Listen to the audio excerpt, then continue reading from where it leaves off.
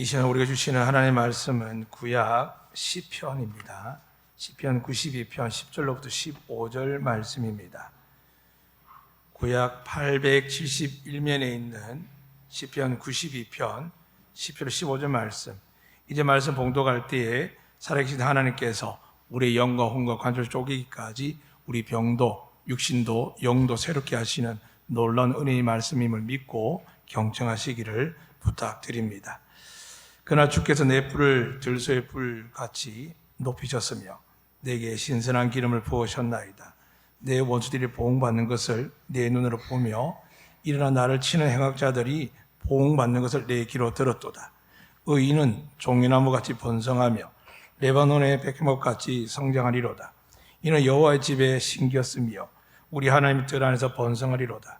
그는 늙어도 여전히 결실하며 진액이 풍족하고 빛이 청정하니 여호와의 정직하심과 나의 바위 되심과 그에게는 불의가 없음이 선포되리로다. 아멘. 믿고 감사드립니다. 이 시간 저를 따라서 우리 병산의 양원호 집사님 정명 성도와 여러분과 여러분 가족에 있는 자녀와 형제들 위해 또 먼 곳에 있는 우리 사랑하는 이웃과 형제들 위해서 함께 축복한 시간 갖도록 하겠습니다. 저를 따라서 팔을 벌려서 축복의 시간 갖도록 하겠습니다. 여호와는 우리에게 복을 주시고 우리를 지키시길 원하며 여호와는 그의 얼굴을 우리에게 비추사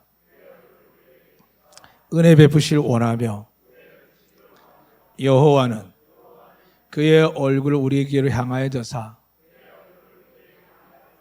평강 주시길 원하노라 할지니라 하라. 믿으시면 아멘.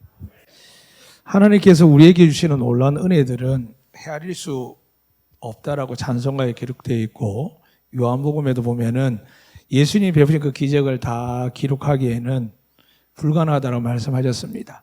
그 말의 의미는 지금도 하나님은 성령으로 통하여서 예수 그리스도 믿는 우리를 향하여 놀라운 기적과 은혜와 축복을 열어주실 줄 믿습니다.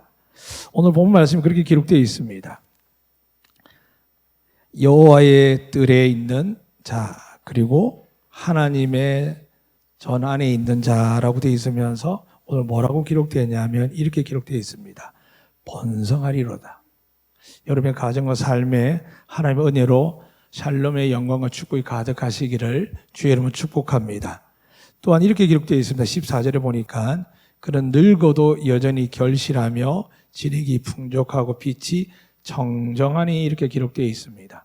사랑하는 여러분, 여러분이 나이가 들면서 아프고 병든 일들이 당연하게 느껴지겠지만 오늘 여러분이 하나님의 약속의 말씀을 믿고 이대로 될 때에 오늘 성경 뭐라고 되어 있냐면 늙어도 여전히 되어 있습니다. 그러니까 똑같다는 겁니다. 젊을 때나 다를 바가 없다는 겁니다. 이 시간 여러분 어떻게 믿으시겠습니까? 그래도 그건 말씀이고 현실은 다르지 않습니까? 저는 믿습니다. 하나님께 살아 역사하여 이 시간 여러분의 영혼을 새롭게 할 뿐만이 아니라 여러분의 혈관에 흐르는 그 혈관 속에 예수의 보혈의 능력이 여러분의 그 살들 위에 시간이 지나고 늘어지고 약해지고 병들어가는 그 육체 위에 예수님의 그 살이 여러분 살이 되게 하사 하나님의 능력과 힘으로 새로워지는 복이 있기를 주의 이름으로 축복합니다. 이제 그러기 위해서는 하나님께서 명령하신 게 있습니다. 첫 번째는 우리에게 거듭나야 된다라고 합니다. 거듭나야 뭐냐 하면은 예수를 믿는 거 맞습니다. 그러나 예수를 믿는다고 교회 다닌다고 다 똑같은 거듭난 사람은 아니라고 말씀을 드렸습니다. 예수님께서 물과 성령으로 거듭나야 되는데 여러분이 이미 세례를 받으시기 때문에 물로 거듭나셨고 또한 여러분이 예수 그리스도를 구세주를 믿기로 결단하셨기 때문에 성령으로 세례받은 줄로 믿으시기를 주의 이름으로 축복합니다. 그렇다면 우리의 삶이 왜 이렇게 결실하고 풍성하며 날마다 번성하는 복들에 대해서 사모하기만 하고 잘 되지 않을까? 오늘 장로님 기도 중에도 있었지요. 먼저 그 나라 그 일을 구하지 않으면 안 된다는 겁니다. 무엇을 먹을까 입을까 마실까 염려하는 것은 다 믿지 않는 자들이 구하는 것이다라고 하셨고 믿는 자들에게는 모든 것이 믿을 때에 역사한다고 말씀하셨습니다. 사랑하는 여러분, 여러분이 하나님의 은혜와 복이 임하기를 원하십니까? 하나님께 여러분을 치유하시고 고치시고 더 크게 결실하게 할 뿐만이 아니라 나이가 들어도 여전히 결실하며 여러분 속에 삶의 에너지, 힘이, 능력이 가득해서 풍족하고 푸르른 인생을 보내기를 원하십니까? 그렇다면 이 시간 말씀에 집중하시면 좋겠습니다. 오늘 본문에 보니까 이렇게 기록되어 있습니다. 여호와의 집에 심겼으며 되어 있습니다. 사랑하는 여러분, 심겨졌다는 의미의 기억을 하셔야 됩니다. 하나님 집에, 여호와의 집에, 그리고 하나님 뜰 안에 있는 것이 하나님께서 어떻게 하시냐 하면 번성하게 한다, 결실하게 한다, 진액이 풍족하게 한다, 빛이 청정하게 한다 합니다. 여러분 시편 1편에 복이 된 사람 이야기를 기억하실 겁니다. 복이 된 사람은 결국에는 시냇가에 시는 나무처럼 씨들을 쫓아 과실을 맺으며 항상 그 열매가 끝이 없다라고 기록되어 있습니다. 그리고 모든 하는 일이 형통하려 되어 있습니다. 여러분의 삶은 어떻습니까? 정말 저처럼 목회를 하더라도 선교를 하더라도 사역과 수많은 일을 하더라도 형통하고 복이 넘치는 것인지 아니면은 끊임없이 저 같은 목회자가 여기저기 다니면서 도와달라고 우리 교회가 어렵다고 힘들다고 이야기하는 게 옳겠습니까? 사랑하는 여러분, 야곱은 비록 형을 속였지만 하나님의 장자의 복을 사모함으로 그는 아버지에게 안수를 받음으로 장자의 복을 누리게 됩니다. 뒤에 들어온 에서는 이렇게 이야기합니다. 제발 나에게도 남은 복을 주세요라고 이야기를 합니다. 그런데 이 야곱의 말은 간단합니다. 이삭의 말은 야곱에서 이렇게 이야기를 합니다. 이미 네 동생에게 줄 복을 다 주었다. 그런데 내가 남은 것은 너에게 줄 수 있는 것을 기도해 보겠다 하시는데 결국은 너는 동생을 섬기는 자가 되며 방황하는 자가 될 것이라고 이렇게 축복 아닌 저주 아닌 축복을 이렇게 하게 됩니다. 오늘 우리가 하나님께 복을 받기 위해서 나왔습니다. 믿으시면 아멘. 복도 안 받는데 뭐하러 여기 나오겠습니까? 그죠? 병든 자는 병이 낫게 될 줄 믿습니다.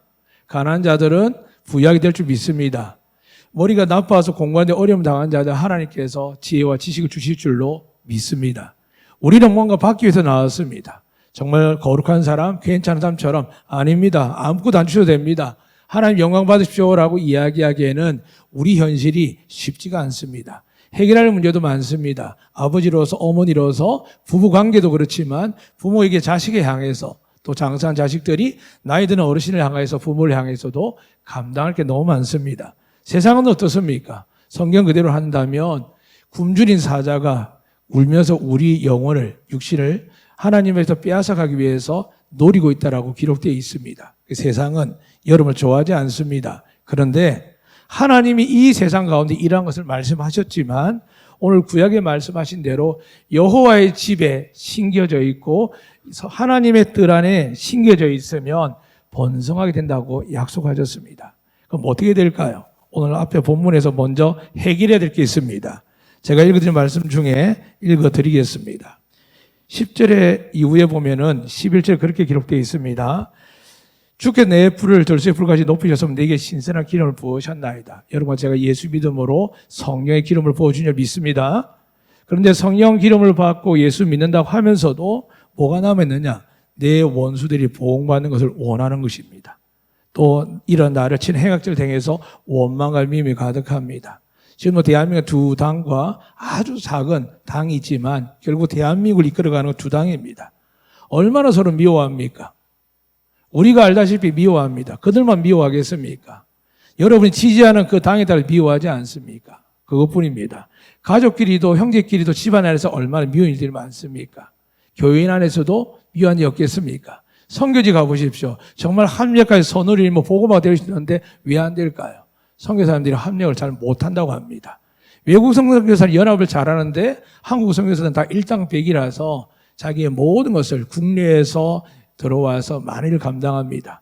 그러면 한국에 있는 제주도 지역교회는 어떨까요? 연합 잘할까요? 제가 20년 동안 연합하려고 애를 써보지만 어렵습니다. 사랑하는 여러분, 아무리 하나님께서 연합하여 동거하며 아름답다 한다 할지라도 제일 안 되는 곳이 어디일까요? 교회입니다. 믿음의 지도자들이며 선교단체입니다. 왜 그럴까요? 오늘 본 말씀이 해결되지 않습니다. 기름 부음을 받았습니다. 믿으시면 아멘. 여러분을 기름 부으셨습니다. 오늘도 새롭게 믿습니다. 그런데 우리 마음에 원수들이 있습니다.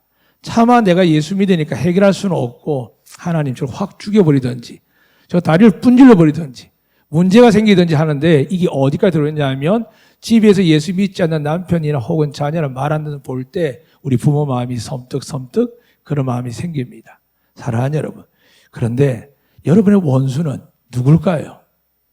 우리 자녀들의 마음을 빼앗아가고 남편의 마음을 빼앗아가고 부부간에 갈등하게 하고 부모 자식에게 아픔을 주고 그리고 세상 가운데서 미움을 받게 누굴까요? 사람들 그렇게 할 수 없습니다. 그걸 막연할 수 있을까요? 없습니다. 그런데 하나님이 우리를 구원하기 위해서 예수를 십자가에 못 박은 이후에 구원의 문을 활짝 여셨지만 이렇게 선포하셨습니다. 이제 잠시 동안 이 세상에는 공중것에 잡은 마귀가 있을 것이다.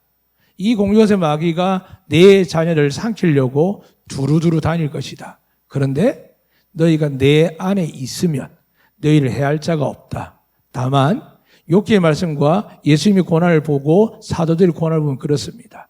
하나님이 믿음이 없는 사람들을 믿음을 주시기 위해서 믿음을 구하지도 않는데 연단하지는 않습니다. 여러분의 자녀를 위해서 배우자를 위해서 여러분 자신을 위해서 기도할 때 하나님은 불같은 연단을 내리기도 하십니다. 죽이기 위해서 하시겠습니까? 아닙니다. 오직 사람을 보지 않고 하나님을 보는 것이 믿음입니다. 많은 믿는 사람들이 그래요, 저 용서를 못하지만 그 사람에 대해서 사랑을 주기 싫습니다라고 이야기합니다. 예수 믿는 사람은 어떻게 될까요? 베드로가 만약에 질문하기 전에 예수님께 3번 부인하기 전에 이런 질문을 먼저 했습니다. 우리에게 잘못한 사람을 몇 번 용서할까요? 이런 번을 7번 하라. 그러니까 베드로가 3번을 부인했습니다. 맹세하고 저주하고 했습니다. 근데 베드로가 뭐가 있을까요? 말씀이 있었습니다. 직접 체험한 말씀이 있었습니다. 그랬더니 베드로는 죽을 것 같고 괴로울 것 같고 확 죽어버릴까 하다가도 결국 그 말씀을 생각했습니다. 나에게 주님이 그렇게 말씀하셨으면 주님 나를 용서하실 것이다 라고 믿었습니다. 사랑하는 여러분, 만약에 우리가 생각하는 원수가 사람이 되면은 힘들어집니다. 아내도 원수 같고 남편도 원수 같고 말 안 듣는 자식도 원수 같습니다. 여러분, 대적을 정확하게 정해야 됩니다. 여러분 아시겠지만 과거에 전쟁할 때 항상 전쟁의 하이라이트는 무엇이었습니까? 밑에 보병들의 싸움이 아닙니다. 수장들만 제거하면 왕들만 제거하면 전쟁이 끝납니다. 우리의 전쟁의 대상은 이 하급의 귀신들이나 악한 영들이 아닙니다. 사탄입니다. 그런데 그 사탄이 성경에 뭐라 되어 있습니까? 예수 그리스도의 발 아래 무릎 꿇고 밟혀 있습니다. 믿으시면 아멘. 그러나 하나님께서 마지막 날 때까지 뭐라고 얘기하셨냐 하면 알곡과 가라지를 구분하기 위해서 여러분뿐만이 아닙니다. 제가 또 목회자도 진짜냐 가짜냐 구분하기 위해서 세상에 잠시 마귀를 풀어놨다라고 더 나가서 마귀에게 권세를 줬다라고 기록되어져 있습니다. 이것을 통해서 우리는 여러분 제가 환난을 당하는데 이 환난 당할 때 믿음을 잘 버텨내지만 제일 많이 걸리는 게 오늘 본문 읽어드린 겁니다. 원수들을 향하여 잘못 판단해서 사람을 미워합니다. 그 사람을 유혹하고 미혹하고 우리에게 대적하게 만드는 마귀를 대상으로 영적으로 기도해야 깨어지는데 사람들은 그냥 약을 먹고 잠을 자고 치료받고 상담하다 보면 마귀의 권세가 물러갈 수가 없습니다. 세상에서는 할 수는 없습니다. 사랑하는 여러분, 여러분 정말 힘든 게 뭘까요? 지금 당장 경제적 문제도 있지만 가장 어려운 건 마음입니다.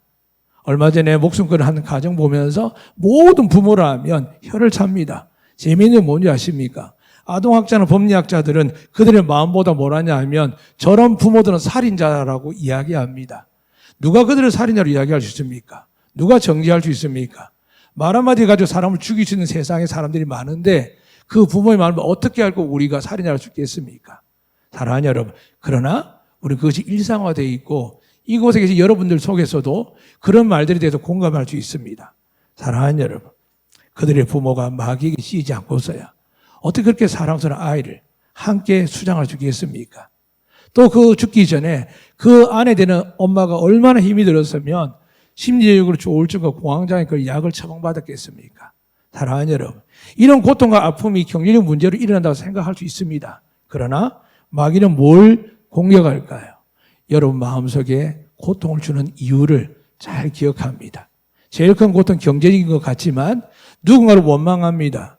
사람들이, 정부가 나에게 하는 모든 것에 대해서 원망하다가 예수 믿는 사람은 크게 세상을 미워하지 않지만 남편을 혹은 아내를 부모, 형제, 자녀들을 원망할 때가 있습니다. 이 시간 여러분, 그들은 우리에게 주신 하나님의 축복인 줄로 믿으시기를 주의 이름으로 축복합니다. 그래서 우리가 그들을 향하여 선포할 때 하나님, 저들을 다스리는 악한 영은 떠나가게 하시고 오직 하나님의 거룩한 영 성령께서 말씀 안에 살아 역사한 예수님의 권능으로 다스려 주십시오라고 선포하셔야 됩니다. 아멘. 왜냐하면 여러분 속에 여러분의 생각이라는 생각들이 계속 일어납니다. 합리적이고 논리적인데 결국은 내용이 다른 사람 비난하고 정죄하고 판단하지 말라고 그랬지만 저 같은 목회자도 제 안에 일어난 소리를 가만히 경청하고 가만히 냅두면 어떻게 될까요? 원망의 소리가 가득합니다. 나를 이해하지 않고 목사를 좋아해주지도 않고 기도하고 섬겨주고 보호해주지 않는다는 생각들이 가득하게 듭니다. 정말 그럴까요? 아닙니다. 저희 교회뿐만 아니라 모든 교회들 선교지들은 선교 후라는 교회도 그렇습니다. 최선을 다합니다. 여러분 가운데 아마 어른들은 다 그럴 겁니다. 저희 집에 우리 딸은 매일 하나씩 마스크를 씁니다. 근데 저는 어떻게 할까요? 딸이 하나씩 벗은 마스크를 들고 다닙니다. 그리고 하나 가지고 3일, 5일씩 씁니다. 물론 방역이 중요한 공간에 갔을 때는 색을 쓰고 안전하게 씁니다. 우리 부모들은 다들 그렇습니다. 하나 앞에서 기쁨으로 살아가지만 우리가 헌신하지 않고 어떻게 여기까지 왔겠습니까? 그런데 오늘 하나님은 그 헌신이 복이 되지 않고 걸림돌이 되게 하는 게 뭐냐 하면 내가 이렇게 열심히 했는데 내가 이렇게 사랑하고 뒷바라지 했는데 내가 이렇게 믿어줬는데 사람들이 원수 마귀에 이끌려가지고 우리를 배신하고 고통 줄 때 우리가 그들을 마귀를 보지 못하고 그들을 보며 마음에 원망하고 있을 때 우리에게 하나님의 은혜가 아무리 산처럼 쌓여있어도 형통하는 복이 쌓여있어도 결국 그 복이 흘러오지 못합니다. 더더욱 에스겔 17장에서는 이렇게 말씀합니다. 5절에 보니까 그렇게 기록되어 있습니다. 여호와께서 이같이 말씀하시니라. 무릇 사람을 믿으며 육신으로 그의 힘을 삼고 마음이 여호와께서 떠난 그 사람은 저주를 받을 것이라. 교회도 다니지요. 기도도 하지요. 예배도 드리지요. 그런데 무릇 사람을 믿습니다. 저 사람 좀 도와주면 되는데 우리 아버지가 좀 도와주면 되는데 우리 안에 처갓집에서 좀 도와주면 되는데 저놈의 자식들이 좀 조금만 잘해주면 되는데 라는 우리 마음에 의지하고 육신에 우리가 가진 물질이나 건강이나 지혜를 가지고 의지하면 어떤 일이 생기느냐? 하나님께 가까이 하지 않습니다. 모든 일을 하나님 앞에 맡기지 못하고 움직입니다. 경제적인 문제든 자녀 문제든 훈육이든 간에 또 부모를 봉양하는 문제도 그렇습니다. 결국 하다 안 되면 어떻게 됩니까? 실망 낙담하다가 그렇게 사랑하고 섬겼던 사람들이 원망이 되고 원수가 됩니다. 그런 일들이 얼마나 많은지 모릅니다. 이 시간 여러분에게 축복합니다. 우리를 축복하실 분, 우리를 새롭게 하실 분 하나님 아들 예수 그리스도밖에 없는 줄로 믿으시길 바랍니다. 오늘 그 비유 말씀을 하시면서 이렇게 설명하십니다. 우리가 종려나무 같다라고 또 레바논의 백향무 같다라고 이야기합니다. 이스라엘이 왜 종려나무 백향을 많이 하냐 하면 우리 교회 문을 탁 열면 야자수가 보입니다. 둘 다 종려나무과도 있고 앞쪽에 카나리 야자수는 이스라엘은 대추나무과라고 해서 그걸 백향목이라는데 이 야자수 나무가 있는데 이 야자수의 특징 중에 종려나무는 높이가 꽤 올라갑니다. 그래서 그 높이 올라간 그 끄트머리의 생명을 뭐라고 하냐면 이렇게 전문 용어로 그렇게 기록되어 있습니다. 하나님께서 이 나무가 키파 타마림이라 되어 있습니다. 생장점이라는 건데 이게 꺾이면 더 이상 자라지 않습니다.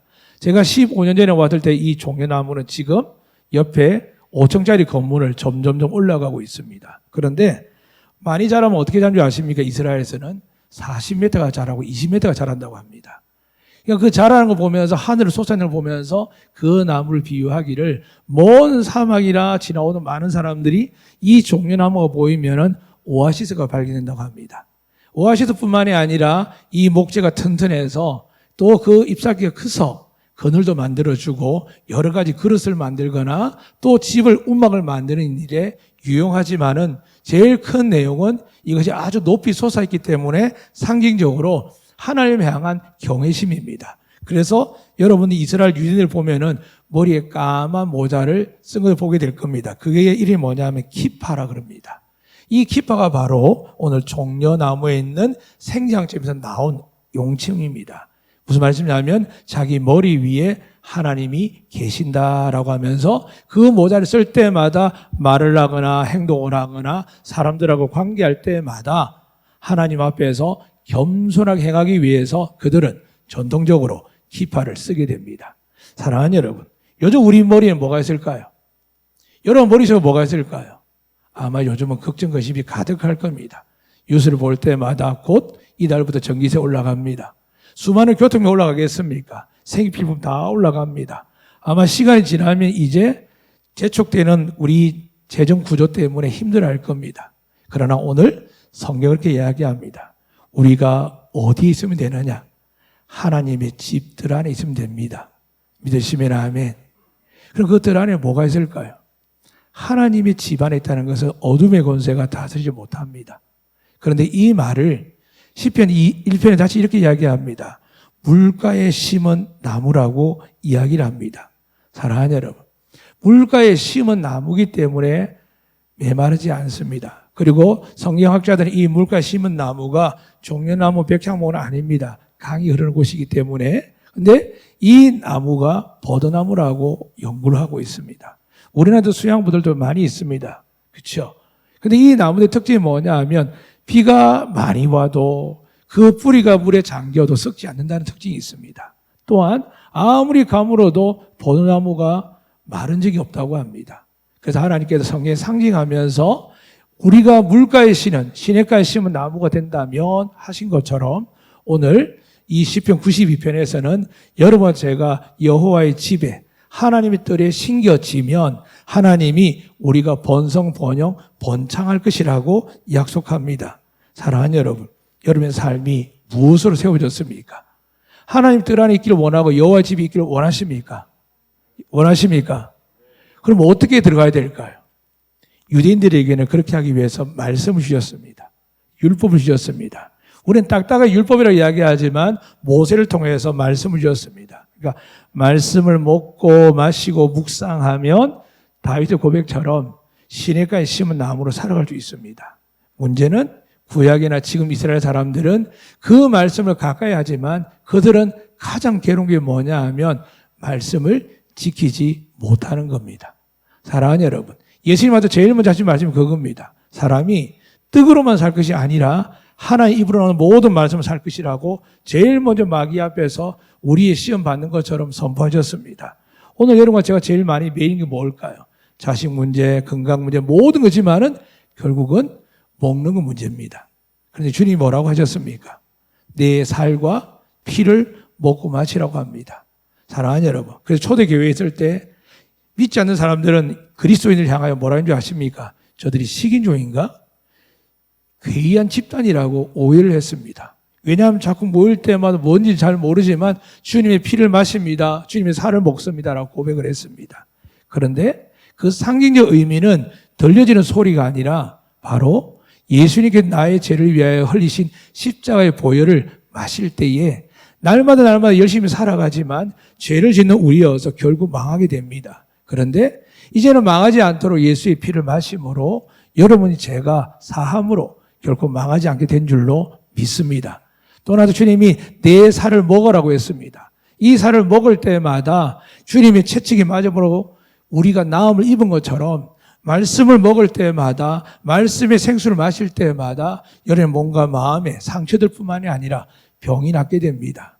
제가 아무리 예수를 오래 믿는다고 해도 모태신앙은 아닙니다. 그런데 현장에서 믿어본 사람으로 이야기하면 말씀을 가까이 하면 병이 낫습니다.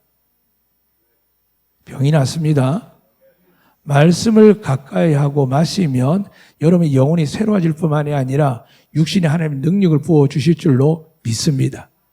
문제는 앞서 말씀드린 것처럼 원수를 자꾸 하나님께 맡기지 않습니다. 오늘 왜 이런 고백을 했느냐? 이 시편 기자는 분명히 기록되어 있습니다. 나를 괴롭히고 나의 원수 같은 자들이 하나님께도 반드시 징계하리라 하지 않고 이미 눈으로 보았고 귀로 들었습니다. 저를 대적하는 사람도 참 많았습니다. 교훈을 이야기하는 게 아닙니다. 세상 가운데 나가서 친절하게 되는데 오히려 원수처럼 대하는 이들도 참 많았습니다. 가만히 냅둡니다. 그냥 하나님께 구합니다.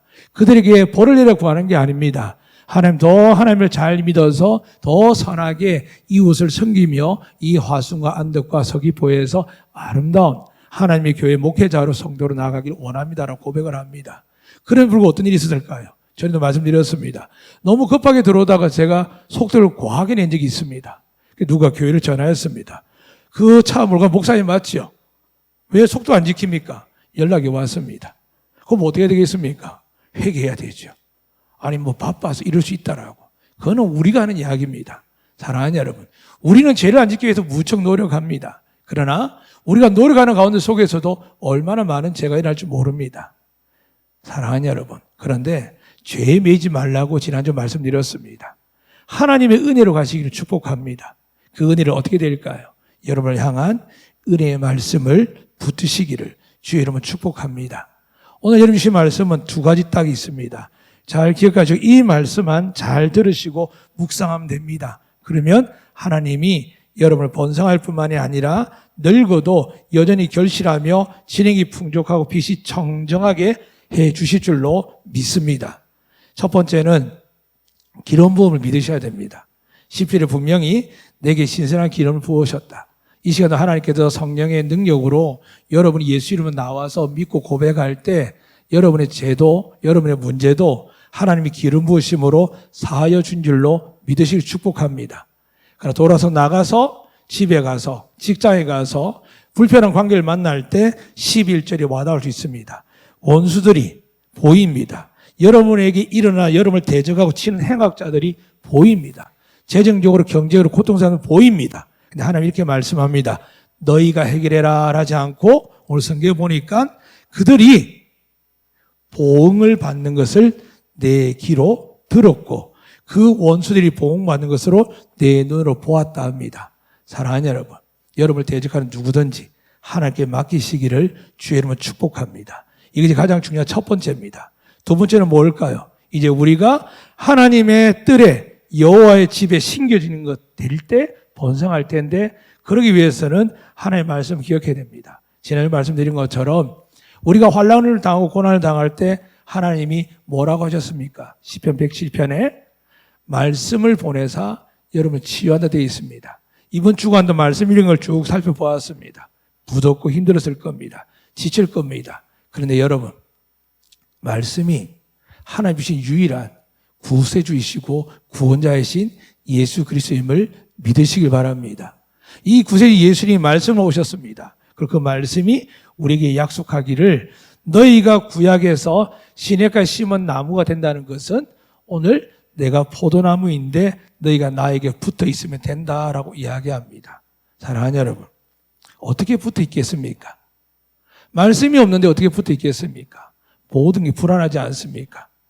저도 목사이지만은 불안할 때 있습니다. 솔직히 말하면 응답받았고 역사했다지만은 또 돌이켜보면 반복될 때 힘들 때가 있습니다. 우리 청년 말이 맞습니다. 은혜라고 생각하고 성령 체험이라고 했는데 또 돌이켜보면 그 일이 완전히 제거되면 모르겠지만 스물스물 다가옵니다. 그런 현상이 일어납니다. 돈이 없으면 불안하고 건강이 안 좋으면 불안하고 가족 간의 불협화음성이 불안합니다. 또 내가 지고 있던 뭔가 직위라든지 권력이 있는데 잃어버리면 불안합니다. 사랑하는 여러분, 그렇기 때문에 기억하셔야 됩니다. 우리가 열매 맺는 게 아닙니다. 예수님 포도나무며 여러분은 가지입니다. 믿는 자에게 열매가 풍성하게 맺을 줄로 믿으시길 축복합니다. 그럼 오늘 말씀 다시 드립니다. 여호와의 뜰 안에 있는 자, 하나님의 집 안에 있는 자 심겨지는 겁니다. 어떻게 심겨질까요? 우리 힘으로 하면 좋겠지요. 저처럼 목사면 얼마나 좋겠습니까? 근데 목사라고 선교사라고 부흥 다 하겠습니까?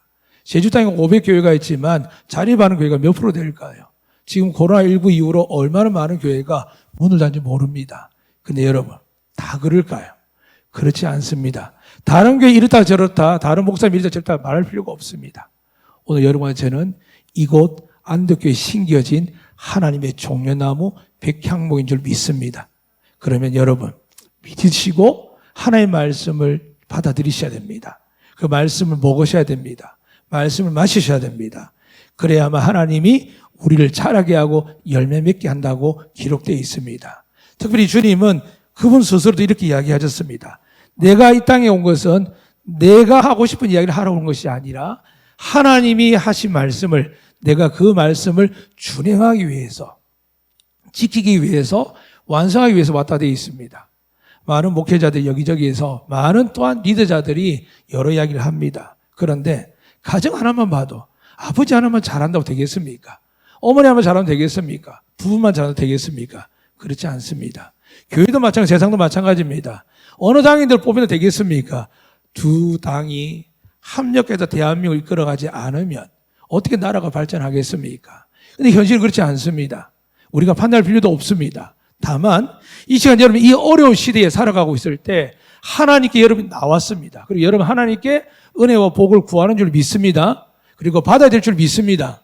그렇다면 오늘 말씀처럼 여러분과 제가 하나님의 집에 여호와의 뜰에 이렇게 머물러 있는 것이 성경은 시냇가에 심은 나무 같다는데 우리가 에스겔에서 다시 이렇게 강조를 합니다.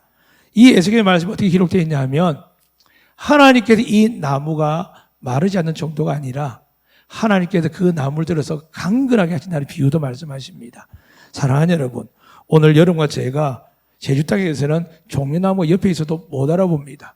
육체 온 사람들 그냥 저기 아열대 지방의 야자수라 생각하지만 저 품종이 우리들은 잘 모릅니다. 하물며 성경에서 종려나무, 백향목을 이야기할 때 얼마나 받을 수 있겠습니까? 그런데 이 성경에서 이 종려나무, 백향나무는 여러분이 아시는 것처럼 다윗 때, 솔로몬 때 성전을, 왕궁을 짓기도 하고 헤롯 대왕뿐만이 아니라 가장 고귀한 건물을 지을 때 그렇게 합니다. 특히 백향목은 그렇습니다. 높이가 거의 40m까지 올라가는데 둘레가 10m가 넘는다고 합니다. 반경이 2.5m로 합니다. 거목들이죠. 이 거목들 지금 남아있을까요? 지금 그런 숲이 없답니다. 레바논 지역에서 이 숲을 조성하기 위해서 식물학자들이 연구하고 있지만은 이 성경에 기록된 것들이 지금 없다고 합니다. 사랑하는 여러분, 성경이 있는데 세상에는 없습니다. 우리도 그렇습니다. 성경에 있는 걸 믿으면 성경이 역사할 수 있는데 믿지 않고 이야기만 하면 그냥 학설과 학문에도 듣고 많은 성경을 지식적으로 알고 끝나게 됩니다. 사랑하는 여러분, 이 시간 하나님이 살아계신 줄 믿으시지요? 그 하나님께 여러분을 축복할 줄로 믿으시지요? 그러면 어떻게 믿느냐? 어떻게 여호와의 집에, 어떻게 하나님 뜰에 시냇가에 심은 나무가 되느냐? 예수님은 다시 말씀합니다. 너희가 내 안에 있으면 내가 너희 안에 있을 것이며 내 안에 있는 하나님이 너희와 함께 할 거다 약속하셨습니다. 그리고 분명히 선포하셨습니다. 나는 말씀이다 라고 하셨습니다. 그리고 내 말이 너희 안에 거하면 됩니다.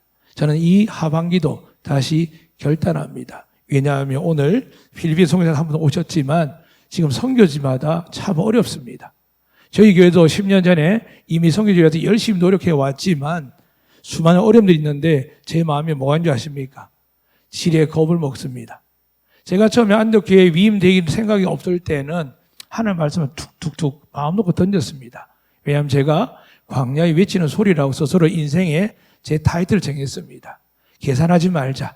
하나님의 말씀을 전하자. 그러고 했는데 한 교회 위임 목사가 되고 나니까 성도를 자꾸 살피는데 살피는 것까지 좋은데 하나님 일을 하는데 담대함이 사라지는 겁니다. 여기저기 부탁할 때마다 스스로 먼저 생각하고 제어를 합니다. 늘 말은 그렇게 합니다. 할 수 있으면 하고 할 수 없으면 하지 맙시다 하는데 이미 제 마음에는 할 수 있는 것조차도 할 수 없는 느낌이 가득할 때가 있습니다. 사랑하는 여러분, 그럼 뭐가 발생할까요? 말씀이 내 안에서 역사하지 못하고 더 나아가서 하나님 보시기에 아름답지 못하게 됩니다. 더 나아가서 하나님을 소망하는 자들은 믿음의 말씀을 선포하고 지경을 넓혀갈 수 있도록 도전을 해야 되는데 머물러 있게 됩니다.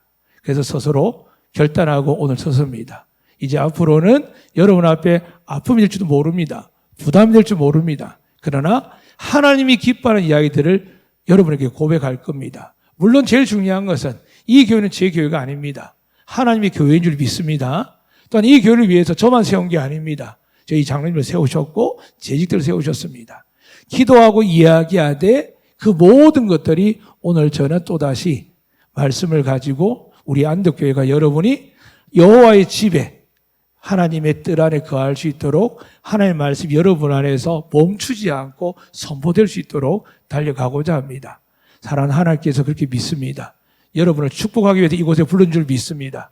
그리고 여러분을 다시 2022년 엄청나게 힘든 우리 시기를 보내지고 앞으로도 지금 엄청난 일이 일어날 겁니다. 그러나 여러분, 바깥 세상은 황폐하고 메마를 수 있습니다.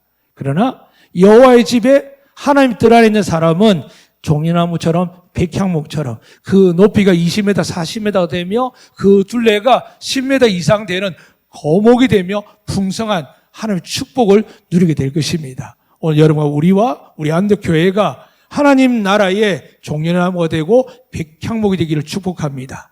더욱더 말씀을 가까이 하시고 말씀을 믿으셔서 오늘 우리 안에 흘러넘치는 생명수의 말씀이 여러분 안에 흘러넘쳐서 오늘 성경에 기록된 대로 늙어도 진액이 흘러넘치는 여러분 되시기를 축복합니다.